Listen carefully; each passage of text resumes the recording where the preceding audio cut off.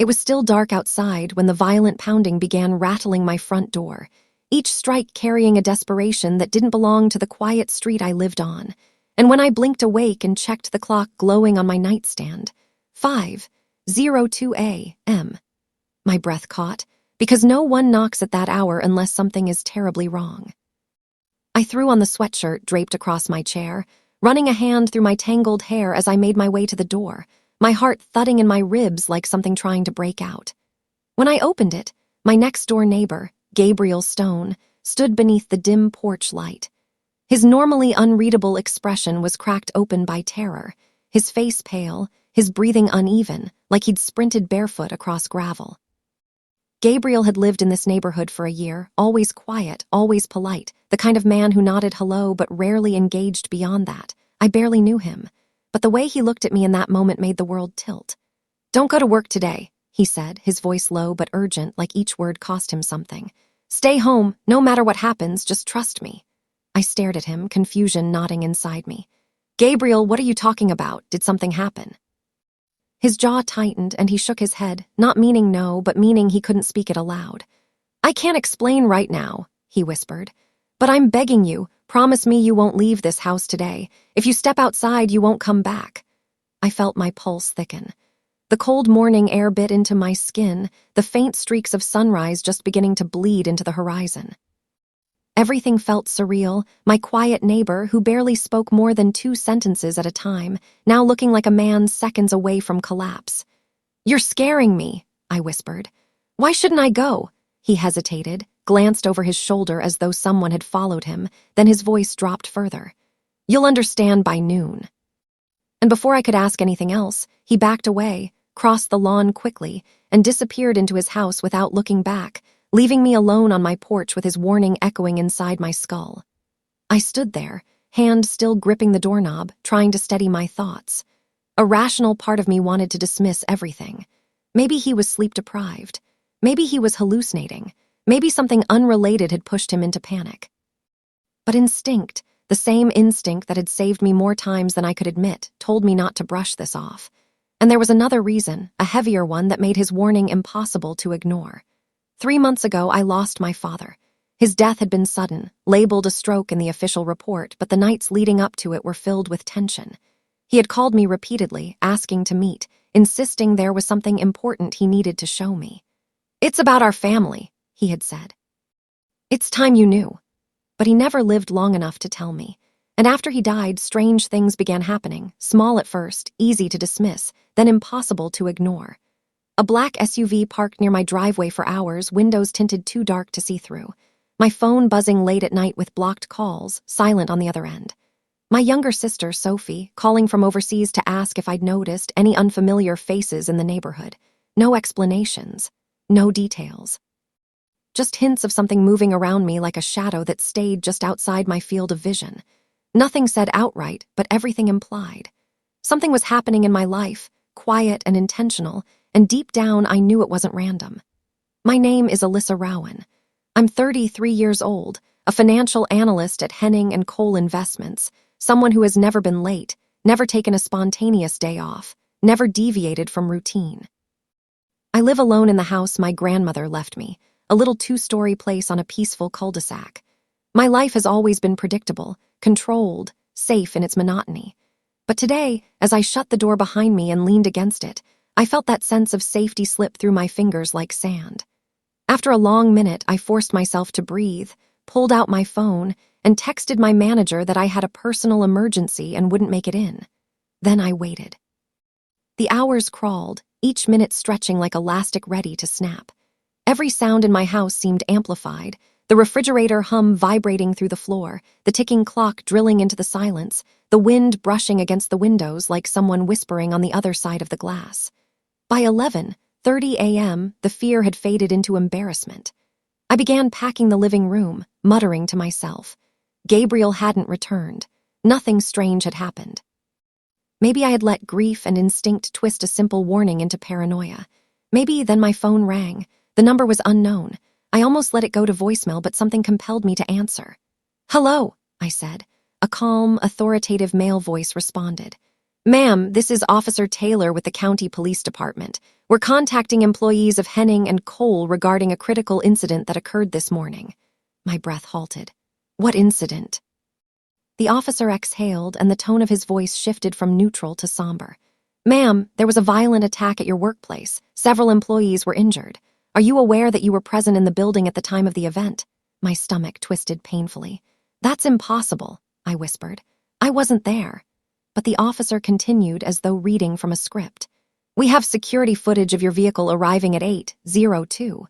Your key card was used to enter the building shortly after.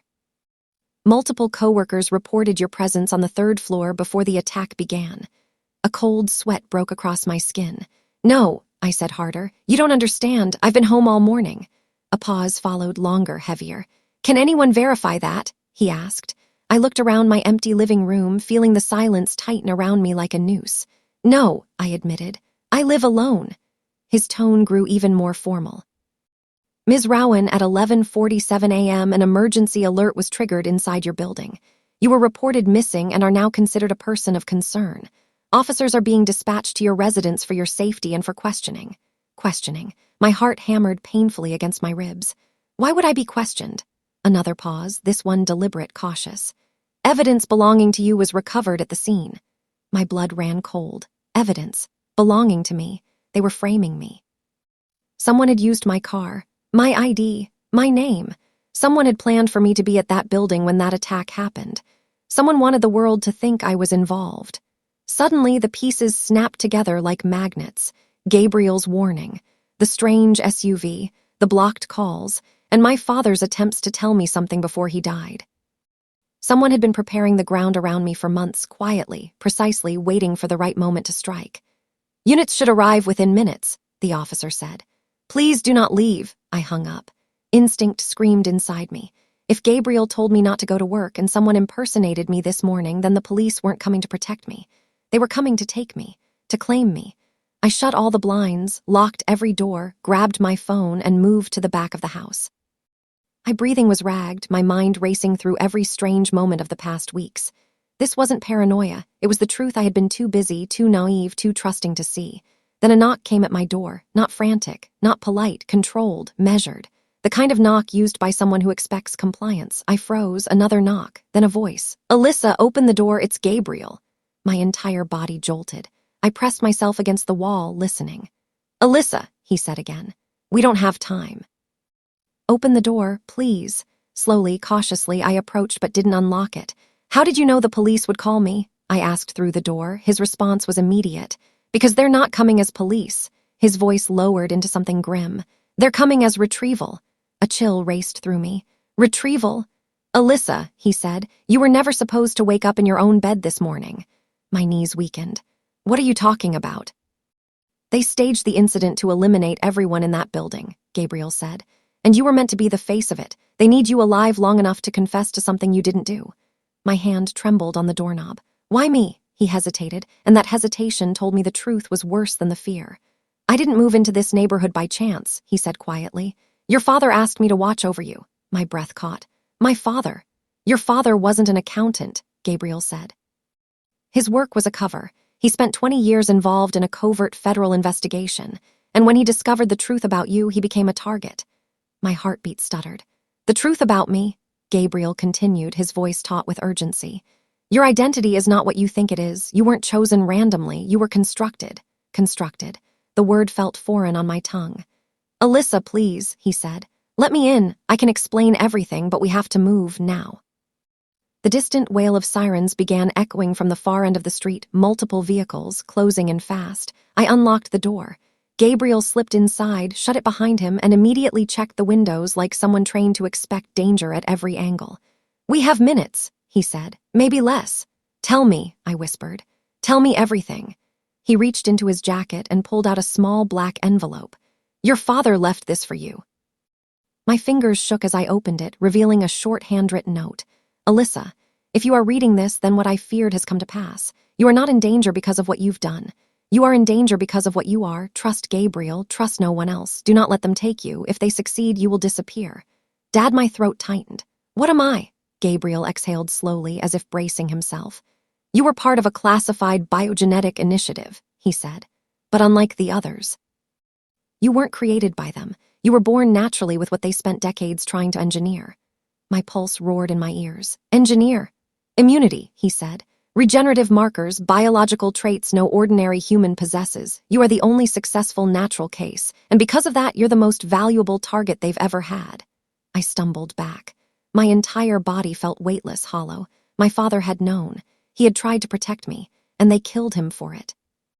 Outside, the engines of unmarked vehicles growled as they turned onto my street. Gabriel grabbed my arm. We have to go now. And in that moment, I realized the truth. I wasn't running from danger. I was running toward the truth of who I really was. You or stolen from you that defines your power. It is what you are, not what they made you. I have left instructions for what must happen next, hidden within this vault. You must decide whether to follow them or remain in the shadow of those who wish to erase you. Your life is no longer ordinary, Alyssa.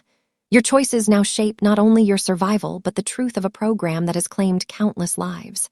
I closed the journal slowly, letting the weight of my father's words settle into me.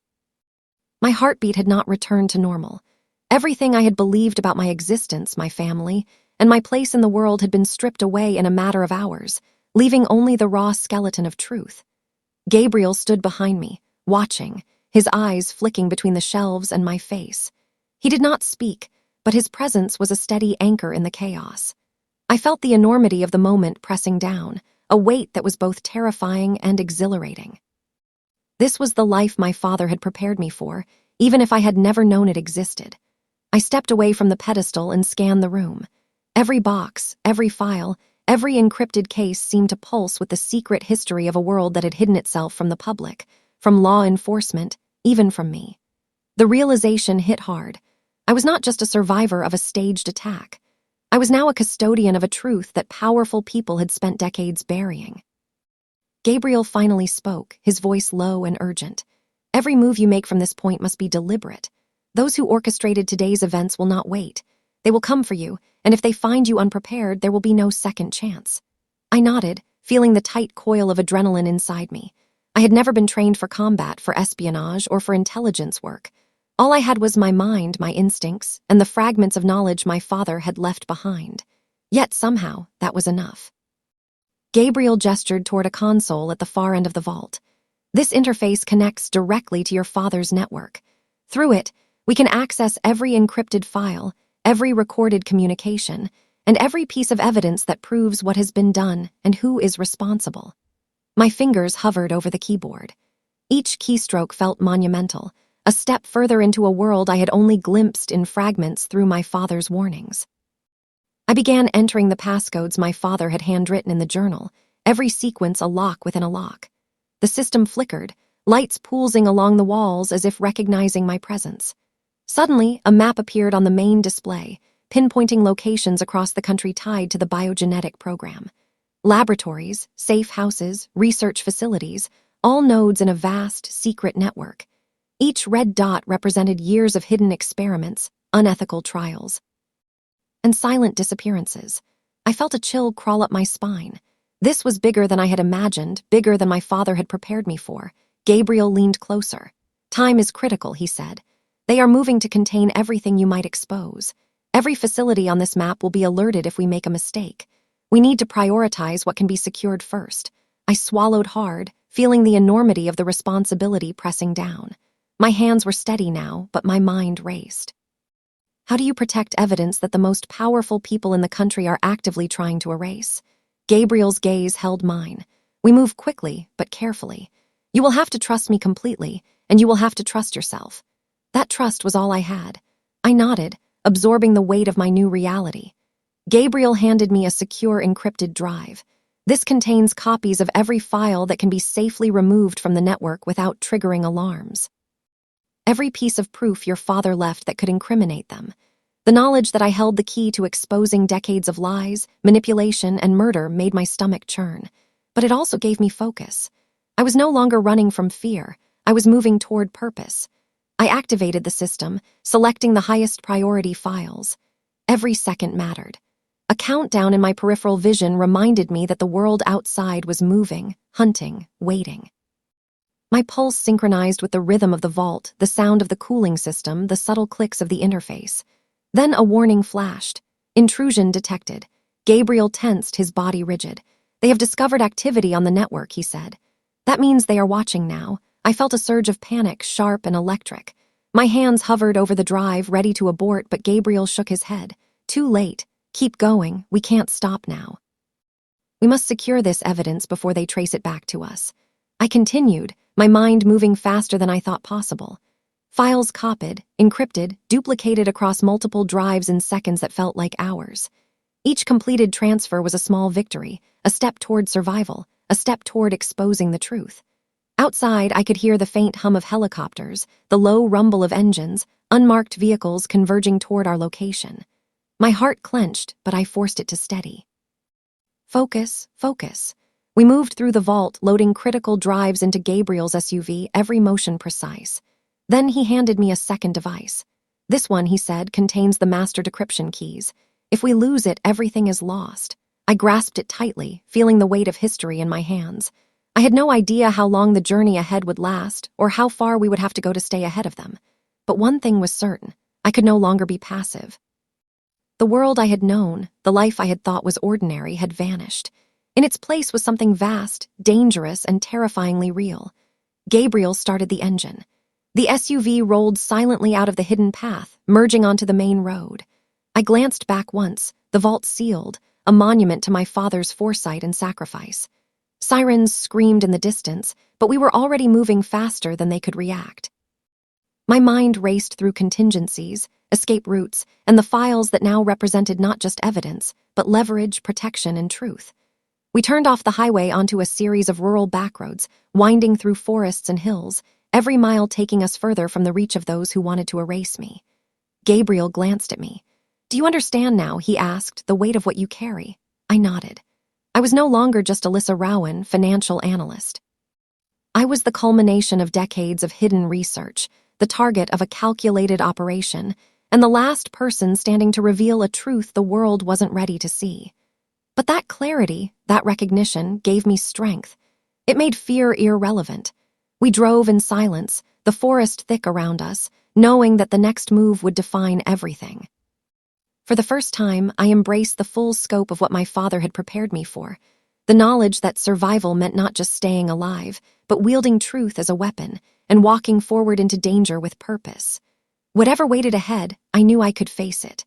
I was no longer ordinary, no longer replaceable, no longer invisible.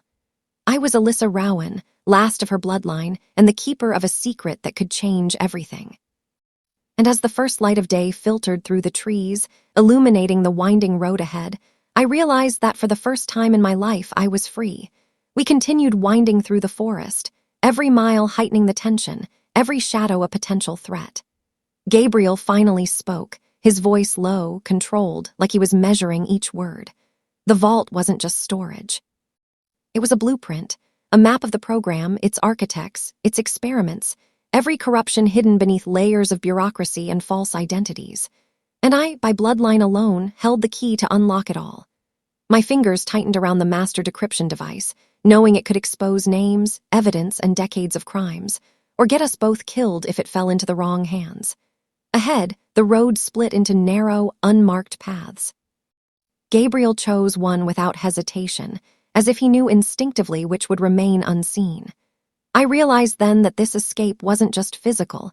It was a race against an invisible network, a shadow organization that had anticipated every move. Yet for the first time, I didn't feel helpless. I was part of the chessboard now, not just a pawn, and the pieces were beginning to shift in my favor.